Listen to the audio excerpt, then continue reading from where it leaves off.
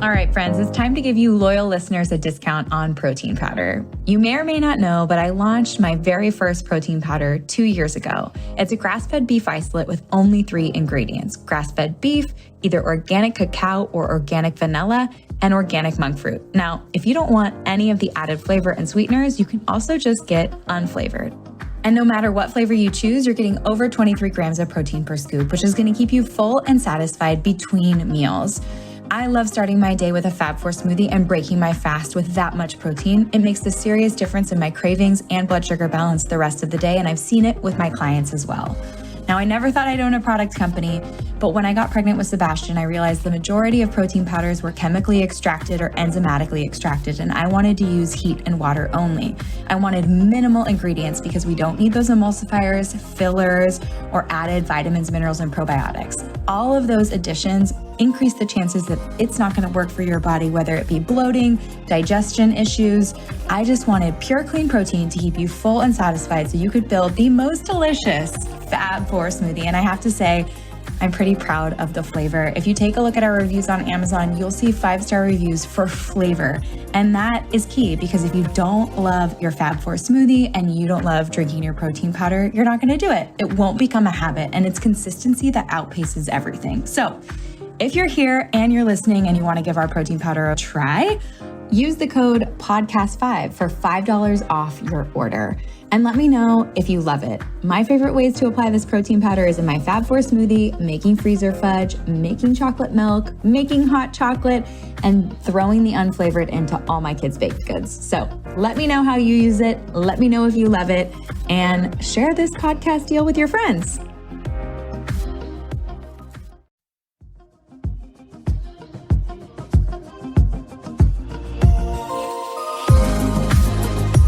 Hey guys, welcome back to the show. I just wanted to let you know I'm having a Valentine's Day sale for my protein powder. If you use the code IHEARTYOU on the 13th or 14th of February on my website, you'll get $5 off each bag. So if you are looking to try it, now is the time. I also wanted to thank each of you who've taken the time to review the podcast. I want to thank you personally. I can't tell you how much it means to me to read your reviews, and just to be completely frank, that's how people find us. So here's one. I'm loving this podcast. Kelly packs every episode with tons of amazing content, guests, and interviews that will motivate, uplift, and inspire you. I highly recommend. Well, thank you so much, Stacey. I'm really hoping that this next season of interviews does the exact same thing. I'm hoping to have really fun new guests and repeat offenders like today's guest. Dr. Will Cole is a leading functional medicine expert who consults with people around the world via webcam and locally in Pittsburgh. Named one of the top 50 functional medicine and integrative doctors in the nation, Dr. Cole specializes in clinically investigating underlying factors of chronic disease and customizing a functional medicine approach for thyroid issues, autoimmune conditions, hormonal imbalances, digestive disorders, and brain problems. He is the best-selling author of Ketotarian and the Inflammation Spectrum and his new book, Intuitive Fasting. Dr. Cole is also the host of the popular podcast, The Art of Being Well. It is so exciting to have Dr. Will Cole back. His book, Intuitive Fasting, is up for pre-order right now. And in today's episode, we go deep into fasting. Fasting is a fabulous way to allow the body to heal naturally, but I want to make something very clear. Will share some advanced intuitive fasting techniques in this episode. If you have a history of an eating disorder, it might be something to skip or discuss with your physician. Fasting isn't for everyone, but it can be a healing modality for so many. And I suggest you pick up the book and see if it's right for you.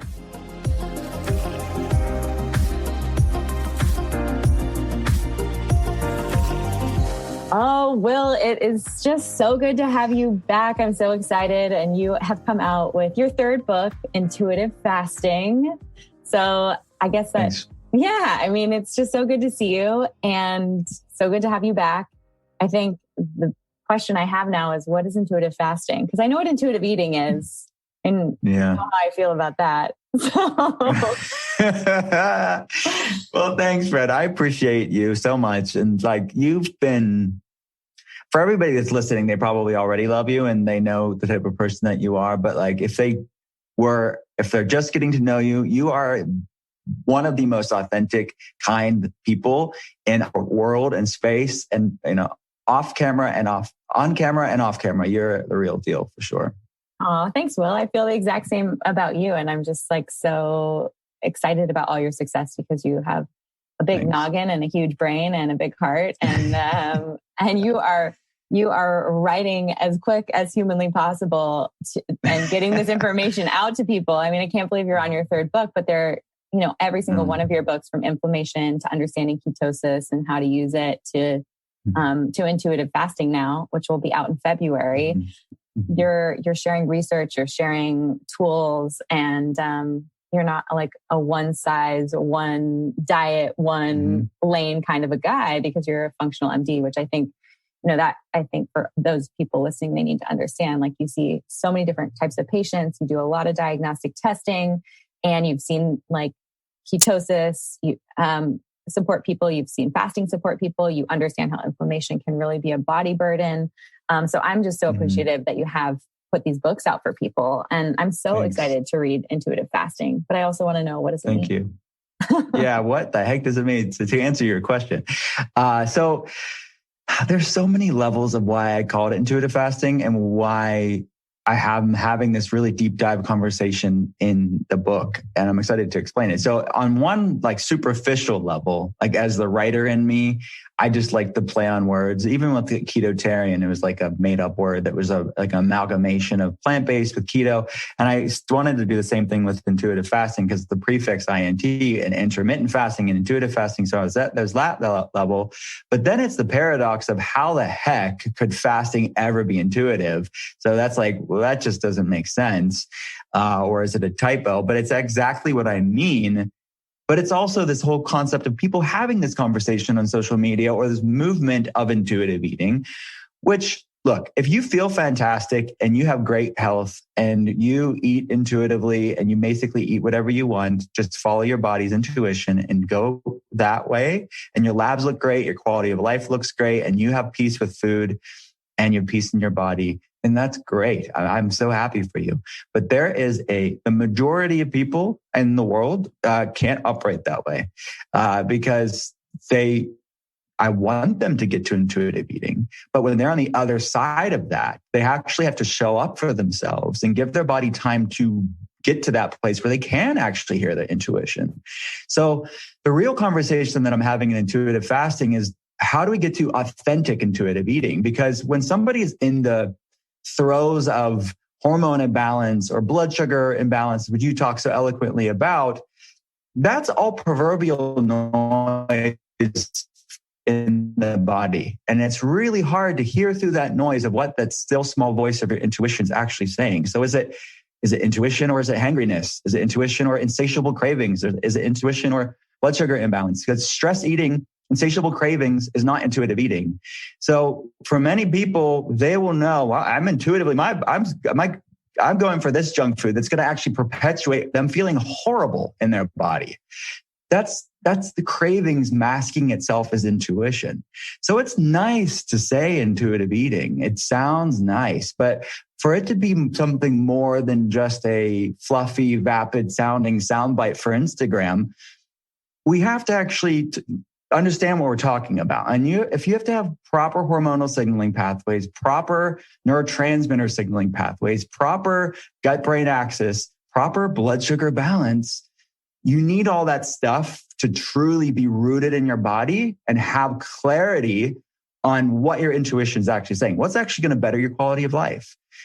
So that's really the conversation. And flexible intermittent fasting paired with a clean, nutrient-dense ketotarian diet. So it's kind of the continuing of the conversation that I started in ketotarian, because they're both sides of the same coin. They both improve metabolic flexibility. So that's really what I'm having the conversation is I put together a 4-week flexible, cyclical, vacillating, ebbing and flowing fasting window. So you're not doing the same thing for too long. But that is this sort of yoga class for your metabolism. So you can actually get flexible to truly know what your body loves and to be authentic intuitive eating, not just a soundbite. I love that so much. I feel like if there are people listening and they've ever dipped into ketosis or been metabolically flexible and been in a state where their blood sugar is elongated and more of like a flatline curve versus these high spikes and hard crashes. And when I heard the title of your book, I was like, I'm pretty sure I know where he's going with this, which is, it's pretty amazing because those hunger signals and the cues to eat aren't this like, I have to run to the pantry, open the cabinet and eat the pretzels that I know are in there. It's this feeling of like, oh, your stomach kind of does that gurgle thing before you say like, I'm really hungry right now. And the cues are a little bit more physical than mental. And I think when we are metabolically flexible and we are dipping into fat stores and burning and, producing ketones. It's amazing. Like I have clients who I worry about under eating when they are metabolically flexible like that, because they're able to function at a really high rate and for, long periods of time without eating, naturally. And it isn't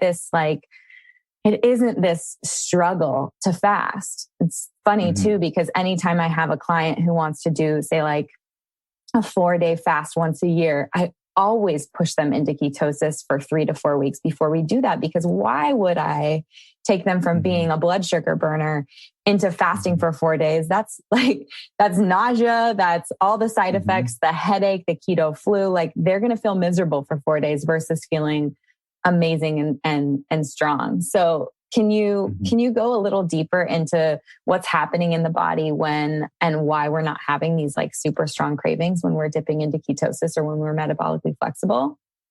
Sure. So for people to think about this, when we're saying sugar burning mode, we all burn sugar, but if it's your only source of fuel, meaning that you're metabolically inflexible or metabolically rigid, what we're just talking about in this conversation is being bound and stuck and rigid in only sugar burning mode. And that's the hangriness, the blood sugar roller coaster, or the fatigue, the hormone imbalance, the inflammation, all that stuff that happens when the body's metabolically inflexible. So that is akin to like kindling on a fire. You get light from kindling, but it's going to be short-lived. So you have to have 6 small kindling meals a day to get through the day, or you're going to get hangry and your light's going to go out and you get really irritable. Look, there are cleaner kindling options and then there's dirty kindling options, but they're both kindling nonetheless. I mean, you can have more higher whole food-based starches and carbs and sugars. It's still kindling. And there's a place for that. And I talk about that at length. I'm not against that, but it's one source of fuel. And it should be in a broader context of like, how do you fuel your body? And there's a time and place for clean kindling, and there's a time and place for a log on the fire. So the log on the fire is burning fat for fuel. That's our own fat if we have fat to burn, but it's also exogenous dietary fats from the foods that we eat for fuel. So that is what metabolic flexibility is. It's burning fat, or that log on the fire. It's more sustainable, more slow burning. It's going to last longer. But then when you need kindling, you go for the clean kindling kind, and you leverage the benefits of both. So that's what metabolic flexibility, the ability to burn both, really is. So you can go longer without thinking about food. Like you said, the fasting is not arduous. It's intuitive because you're just eating when you're hungry and you have the log on the fire. So you can go longer without meals, but you're still eating amply. You're still eating until you're satiated. You're still eating intuitively, but it's not something that's just a nice theoretical thing that sounds nice, but it's actually truly just how you live your life. It's so innate and second nature that it's just is what it is. And it's you and I, we know this, and we see it in patients and clients when they start recovering this metabolic flexibility for themselves. It's just natural for the human body. So it's really cool to see the unpacking of that and someone coming to life and start to really just, they're not even thinking about it. It's not this dogmatic thing that they're thinking about all the macros or they're thinking about the calories. It's just second nature to them. And that's the grace and lightness that I want for people to have when it comes to wellness. But we have to show up for ourselves to get there. And it takes time because many of us are really metabolically inflexible, and we have to give our body the time to be centered and to truly have that discernment on what our body loves and what our body hates. Yeah, definitely. In your practice, how long do you see it taking for patients to become metabolically flexible? Mm-hmm. And I mean, you obviously wrote a book and a plan to help people get there. Can you expand on that a little bit? Sure. So metabolic flexibility depends on the starting point, of course. So I put a quiz in the book. People like quizzes, but I adapted the quiz from questions that I ask patients. And I want them to, I put the plan as a 4-week protocol, but I want them to check in with their body every 4 weeks. I mean, throughout the whole 4 weeks too, but a bigger report card after 4 weeks. So I want them to be seeing significant changes of things moving in the right direction in 4 weeks. Their quality of life is going to improve dramatically in 4 weeks. Depending on where they're at, depending on what they're dealing with, it's going to be different, varying amounts of improvements. But for the average person that's dealing with significant metabolic inflexibility, if they're fatigued, if they're struggling with hormonal imbalance, blood sugar problems, chronic inflammation, autoimmune problems, I want them to be trending in the right direction in 4 weeks. I want them to see a light at the end of the tunnel. I want them to have a lot more good days than bad days. But the idea that they're going to be 100% metabolically flexible in 4 weeks is unrealistic. So give your body more time. That's okay. This is not a fad crash plan. This is just you integrating these core things in your life that you need for sustainable wellness and for you to feel great sustainably.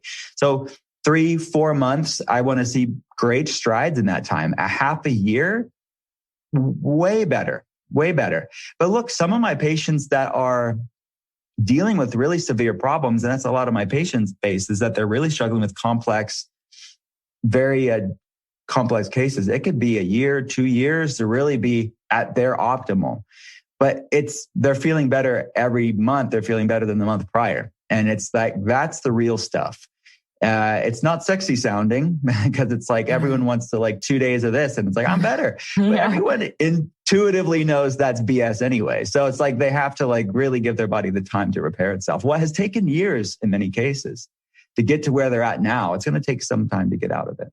Definitely. I love that you touch on that because it's not about the quick fix. It really is about understanding how your body can become metabolically flexible, putting in the work to get there, and then seeing the side effects. What are some benefits that people will feel when they're metabolically flexible and become more of a fat burner?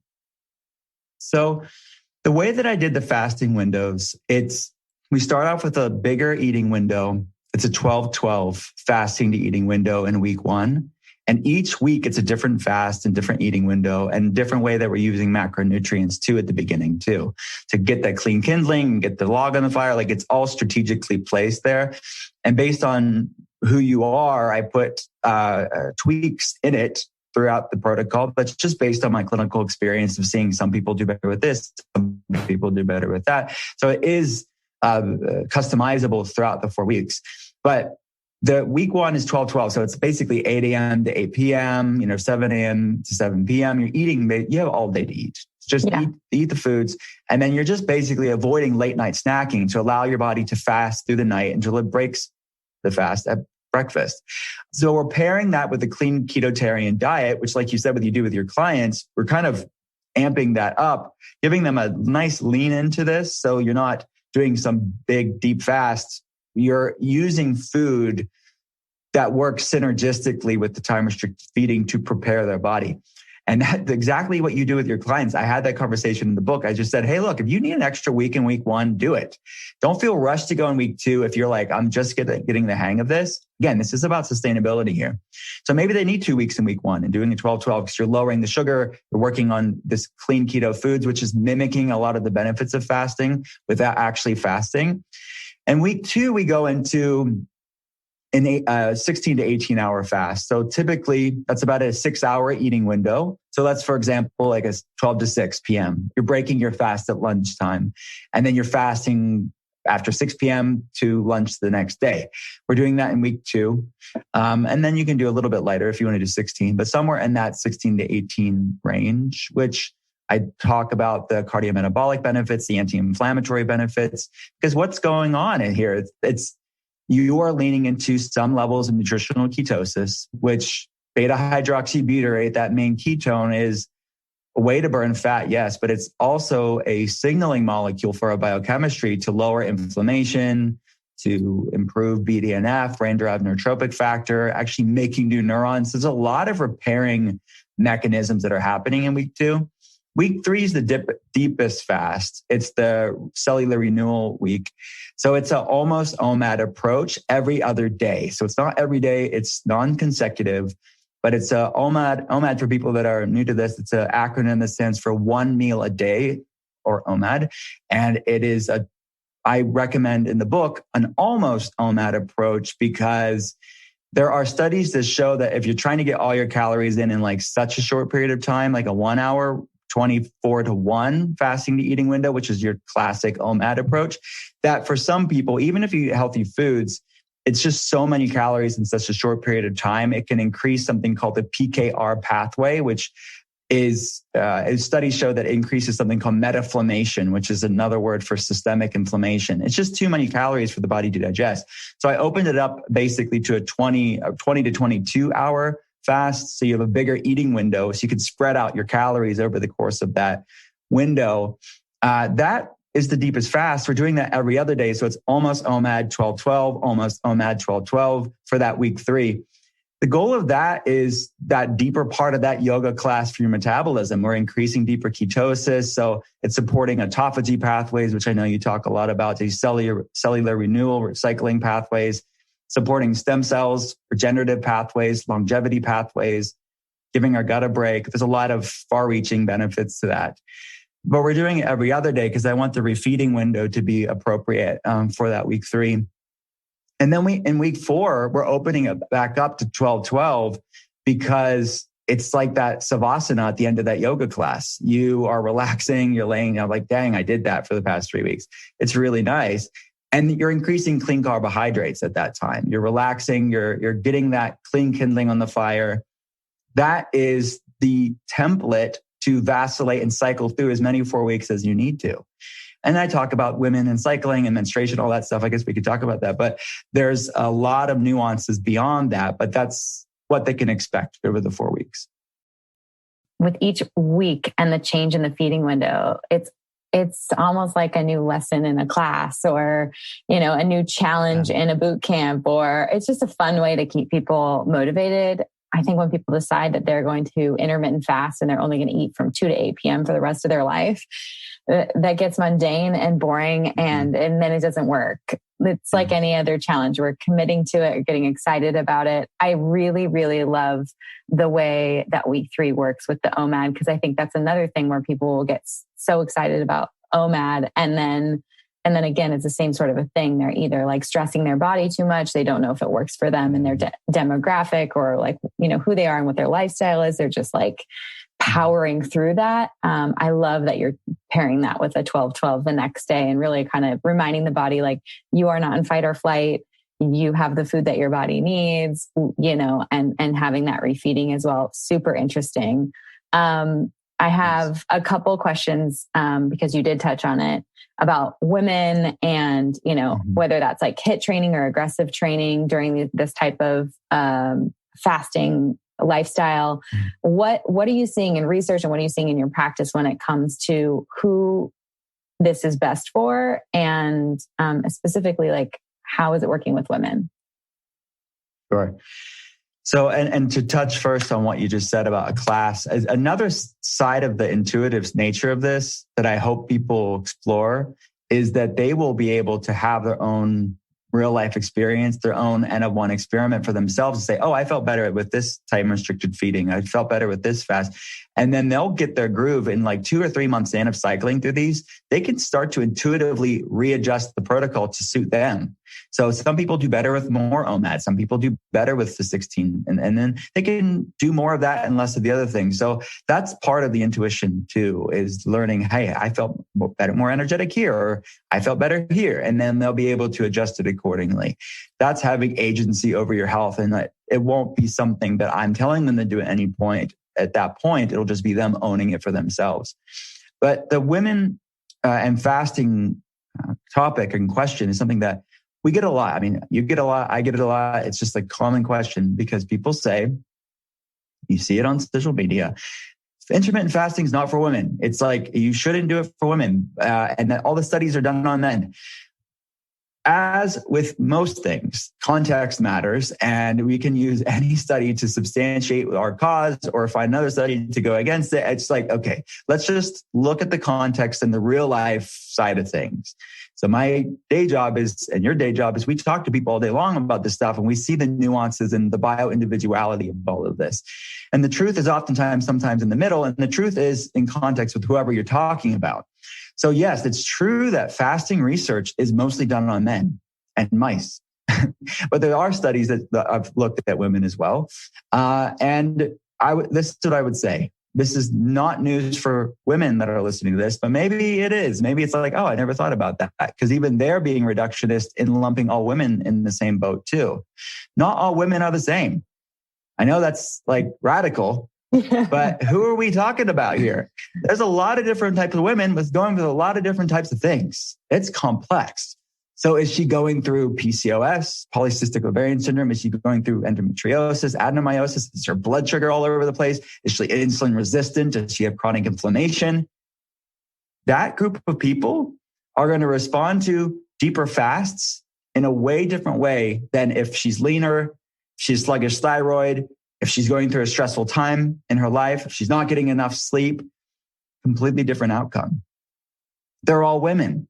So it's so easy to oversimplify and make broad sweeping statements about a whole gender and say, this is not good for them. And it's like, well, that's very simple. That's like going to the gym and saying, feeling bad after you go to the gym and saying, well, the gym's not for me. Well, it's going to take time. Maybe you're doing the wrong workout. Like, how are you doing the workout for your body? That applies to anything under the sun. I mean, we have to look at how it's working for you and do more of that. So I talk about that at length in the book. Yes, that's true that women have higher kisspeptin levels, which is a signaling molecule that tends to make a lot of women more sensitive to deeper fasts. So doesn't mean you throw it out entirely and say, can't use it. It's how are we using it? How can we use it in a way where you leverage all the amazing benefits of intermittent fasting without doing too much for your body, where you fall prey to the potential pitfalls of it? Because more isn't always better, certainly. So it's about a balanced, measured, flexible approach where if you are cycling, if you are menstruating, doing less deeper fasts around your period, the beginning of your cycle, and then around ovulation. But still the rest of the month, you are doing these vacillating, you're not always doing the same thing. You are doing some time restricted feeding. You will feel amazing, but you've adjusted it to work for your body. So that's the real truth of the matter, is that we do more clean carb cycling around your period, around ovulation. We do lighter fasts around that time. And that's the customization that I was telling you about in the book, that you don't have to be doing the same thing just because it's in a book or just because it's in a protocol, because there is a dance of estrogen and progesterone that we have to consider and talk about. So that's my long-winded answer on that question. No, it's good. I love that you're giving people options, especially women, when it comes to their cycle and educating them on how to make sure that they're getting what they need to support hormone production and balance, but also get the benefits of fasting. So out of curiosity, when it comes to fasting and, I don't want to call them your rules, but your recommendations in the book, is there anything that people can be eating or drinking outside of their fasting window? Yeah. And what recommendations do you have for someone who's having like fasting side effects? So that is another very, very common question. You know what the people want to hear. I mean, that is another thing. What could I have during my fast? Does that latte break my fast? Does that collagen protein break my fast? So I would say, if anything has little to no calories, if you want to keep it simple, you could just consider that. Is tea, coffee, adding in some MCT oil, even adding in some collagen protein. We're talking about really fasting mimicking things. So I don't see a problem with that. You could get a little bit wonky and granular with like the certain like MTOR pathways and the sensitivity to protein, but we're not talking about ample amounts of protein either with like a scoop of collagen protein. So if it makes your fast easier to have that MCT collagen coffee, then do it, because you're going to get so many more benefits with the effortless, easy fast that you enjoy versus this punitive, arduous, miserable thing. So if you want to err on the side of, I want to support the longevity benefits and balance MTOR, the specific pathway that's associated with longevity, then just stick with tea and coffee for those days. You're not always doing that.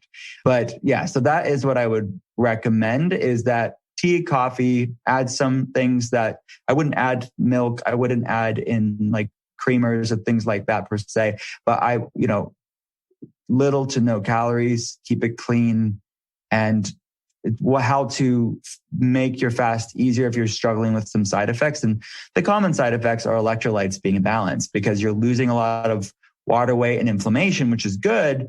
But when you lose that can throw off some sodium, potassium, magnesium, chloride, the electrolytes that you need for healthy brain function, heart function, and just feeling good mood-wise. So anxiety can be thrown off too. Like people can have more anxiety if their electrolytes are off. And that applies to any way your electrolytes can be off, dehydration. So make sure you're drinking enough water, add some sea salt into water. Even if you wanted to add, like those different supplements that people can have as well, if they wanted to have electrolyte supplements.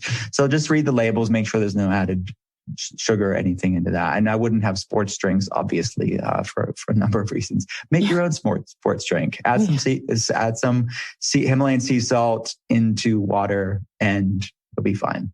Yeah, definitely. I feel so different when I'm using electrolytes. I don't know if you've tried Element yet, but they have an unflavored, which is like just sodium, magnesium, and potassium. I'll have to get you some. You'll love it. Can we go deeper into MTOR? Can you explain what MTOR is? And you mentioned MTOR and protein. So MTOR is not inherently bad. It's about balance, like everything else in the world. So we want MTOR to be properly regulated and modulated, but not an overdoing of any one thing, especially something that's pro-growth and pro-proliferation like that. So fasting is a way to balance that out. And a clean ketogenic diet helps to balance that out too. Paired together, they both help have healthy, balanced MTOR. And I think of Paracelsus. I quoted him in the book. Paracelsus was one of the fathers of modern medicine. He's known as the father of toxicology, but also he was known as the Martin Luther of medicine, because he was reforming medicine at the time in the late 1400s, early 1500s in Switzerland. And he called fasting the physician within, which I think is such a succinct, eloquent way of saying like what we're talking about here. It's like this inner doctor that we all have innately that we can start to tap into to repair and to support health.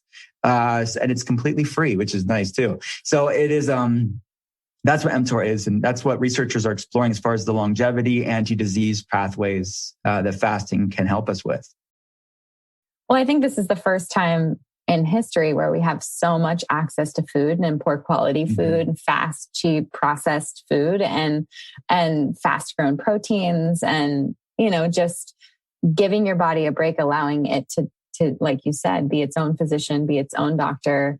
When you think about autophagy and when you think about that, like actual cleansing of the body that happens during fasting, it makes sense, because if we're constantly, your body's going to deal with like the biggest offender or the, what you're putting it in contact with. If you're eating food, it's going to digest the food first. If your blood sugar goes up, it's going to bring that blood sugar down first, because it's protecting you against sort of what you're doing to it in a way. And not giving it a break to say like, okay, what else can we do here to optimize? It's important to consider.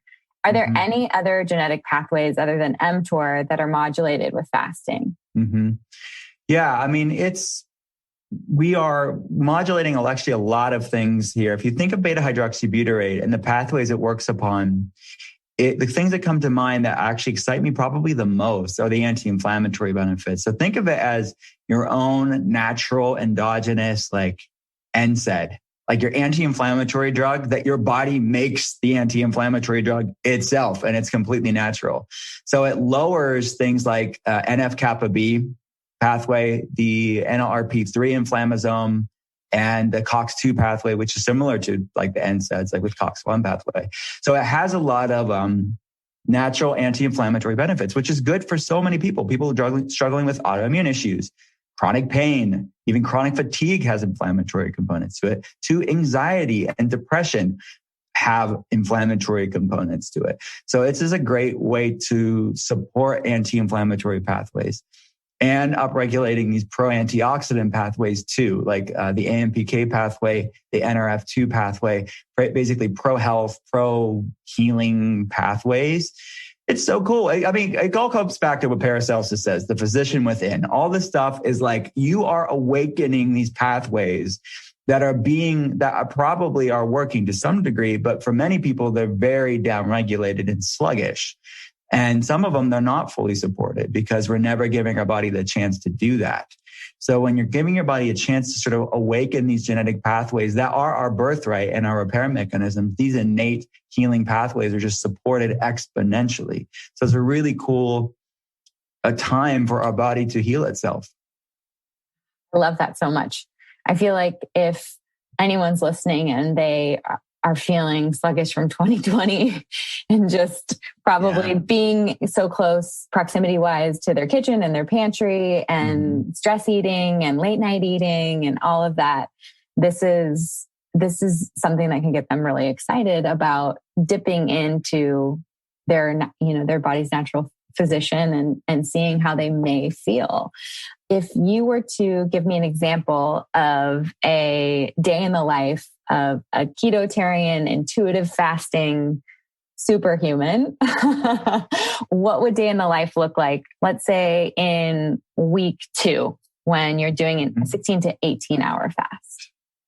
So that's an easy one. I do that more than any other week. I do OMAD like in week 3 a lot. I like week 2, I do that pretty regularly. Again, I want people to cycle through these, test it for themselves. And the variability is super important, not be stuck in the same way.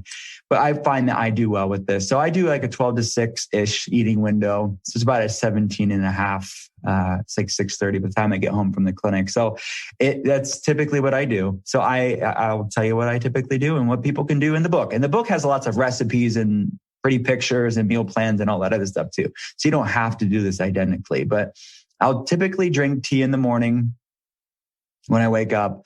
I think we've talked about this before, but for people that haven't heard this before, I will typically drink Earl Grey tea, which has bergamot in it. And bergamot is a citrus from Calabria in Italy. And there's studies to show that bergamot, this essential oil that's in Earl Grey tea, which is a black tea with this bergamot, can support autophagy pathways too.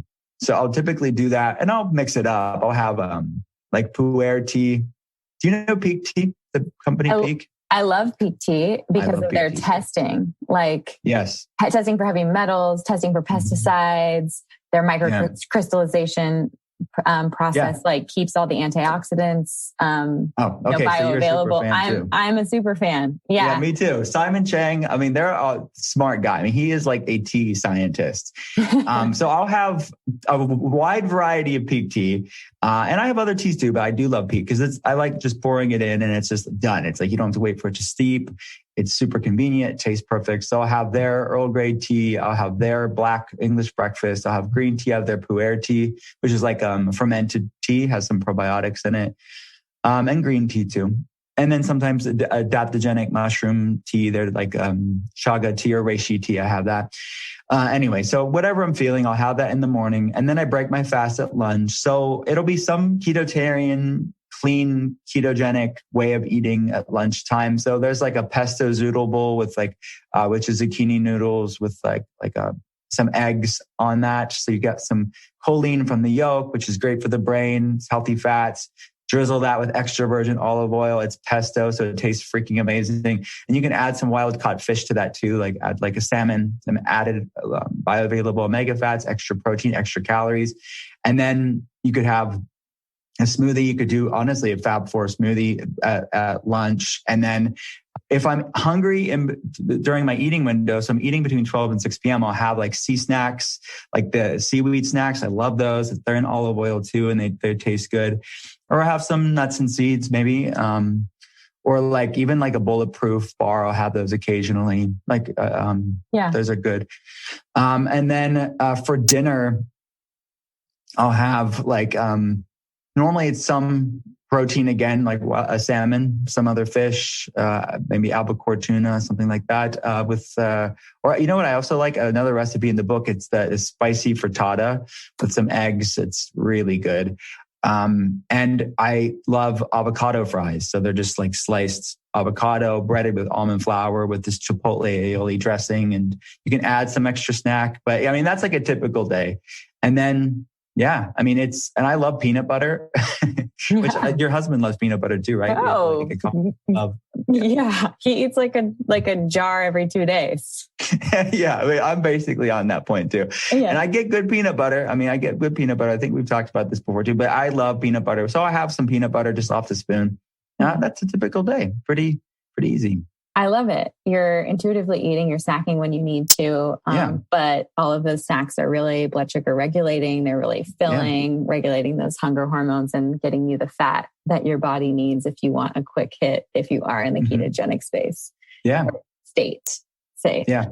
Cool. Well, I really want everyone to snag your book. And I love that you've broken it down for women and, given us other options when it comes to cycling. Can we touch on training during fasting? Like whether if people do yoga or if they run, or is this, how do they modify this fasting plan for that? Or do they need to?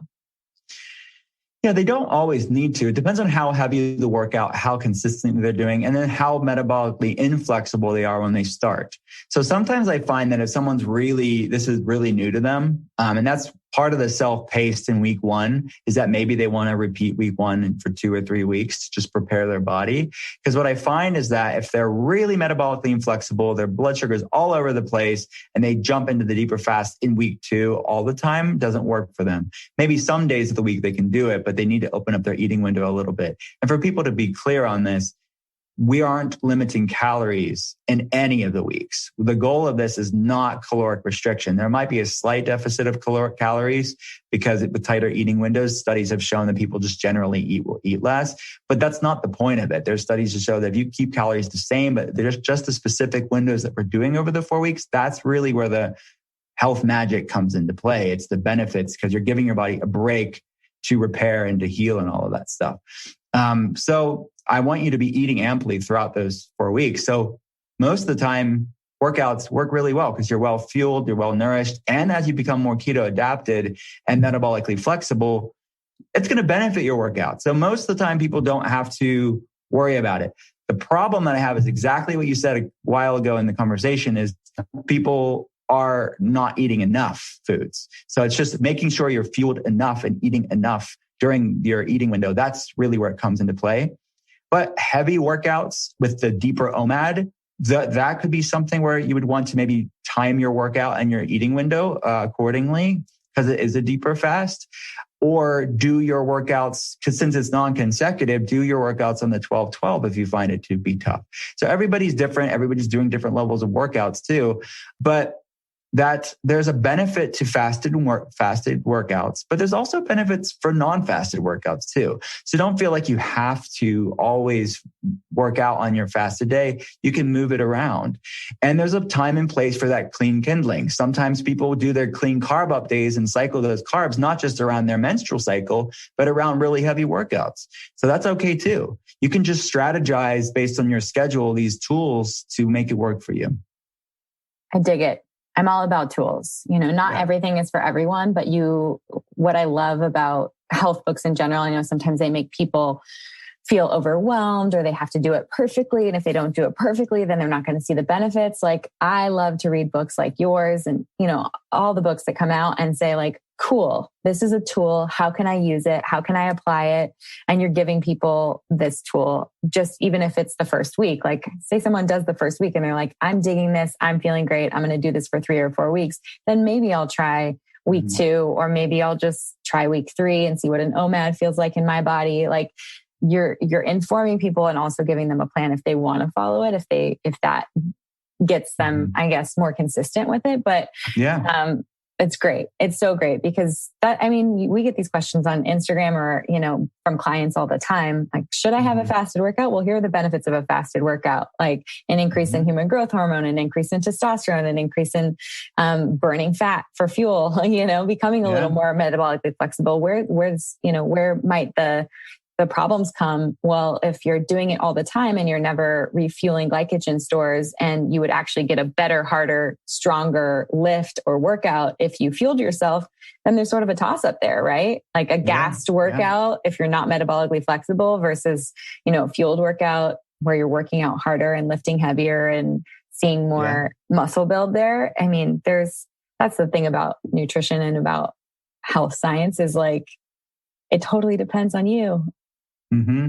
Yeah. It's context matters in so many levels. And it's so easy for people to get so stuck in their one way and their one lane and pontificate their tribal opinion about it. But when you see people, as much as we've seen people in different cases, it allows you to be a lot more open-minded to these as tools that are really amazing, but people need to experiment with themselves and find out what works for their body instead of thinking that it has to be this specific level of finite things that's going to work for it's going to work for everybody. We can't hang our hat on one size fits all for everybody. We'd be proven wrong all day long when you see clients and patients. So these are all strategies. And I think that's really what people miss in our culture today. It's so black and white. It's so all or nothing, but these are amazing tools to use in a way that works for you. Well, thank you for giving people another toolkit to get started with in 2021. I'm so excited. So where can people pre-order the book? Where can they follow along? Yeah, thank you. Yeah, everything's at drwillcole.com. That's drwillcole.com. They can pre-order intuitive fasting there. During pre-order, there's a lot of really cool pre-order swag. We're doing a private fasting group, which I'm super pumped about. We're going to start that in March, after the book's out on February 23rd, but they get access to the shopping guide that I'm making off of the meal plan in the book. And they get a sneak peek of the book when they pre-order, and they get access to the private fasting group, which we're doing live Q&As with me and all that stuff. So everything's there, but you can get the book on Amazon, Barnes & Noble, all the places. Well, I feel like the bonuses are going to get people excited. I want to join that little private fasting group and get myself a shopping list. Make it easy. Make it easy for me, Will. That's right. Join me.